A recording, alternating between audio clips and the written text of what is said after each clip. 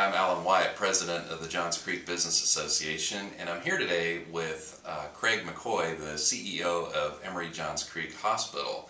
Craig, welcome to Johns Creek. Thank you, Alan. So, you're kind of the talk of the town. You were on the cover of County Line magazine, and the community's interested in learning a little bit more about you. I understand that while you came from Phoenix, your roots are actually in the South. So, is that correct? That's correct. I was born and raised in Greenville, South Carolina, so just about 2 hours up the road, and spent all of my earlier years there, all the way through college.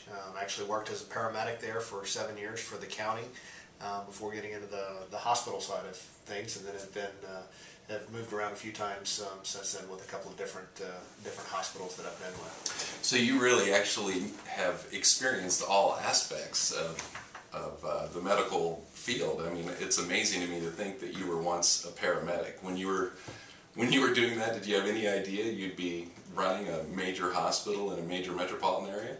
No, actually, when I started out on the EMS side of things, I originally had planned to go into EMS administration.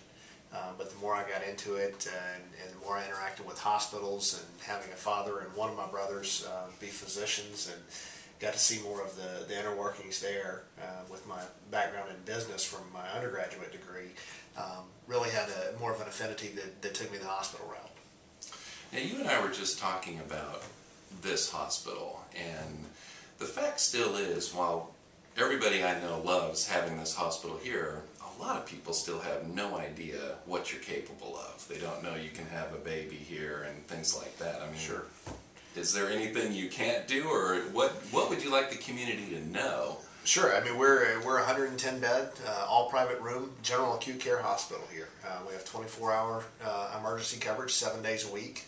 We have an interventional cardiac cath lab, which means we do angioplasty and stenting. So someone having a heart attack can certainly receive emergency cardiac care here.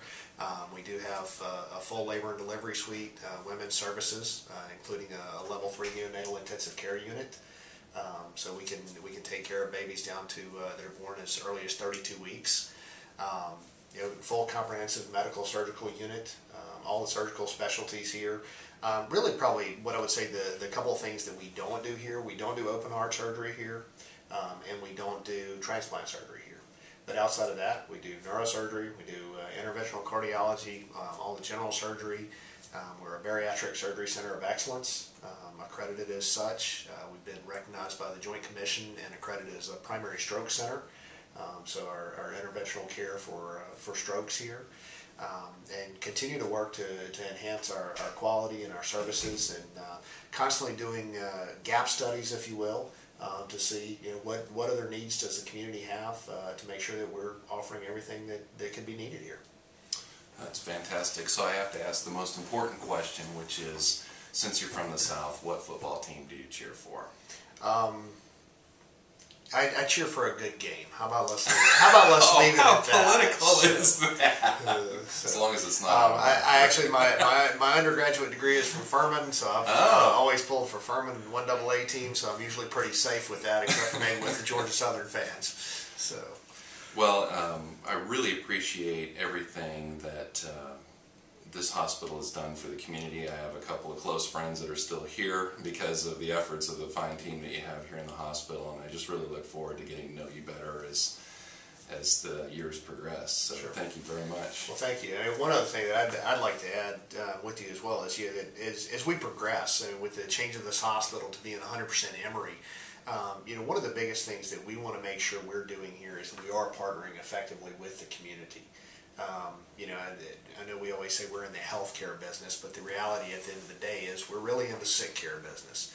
And I think with everything that we're going through, when you watch the media, when you look at healthcare reform, there's a much bigger onus for us really to move into the health business. And that's where we want to partner with the community and find the aspect of how do we get on the other side. Sure, we've got great services when you're sick, when you're not feeling well, when you need surgery, when you need other intervention.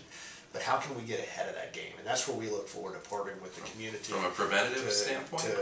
To make sure people are informed, to make sure people have access to resources that they need to make the most informative decisions possible, and do things to help them live a more healthy and therefore more full life.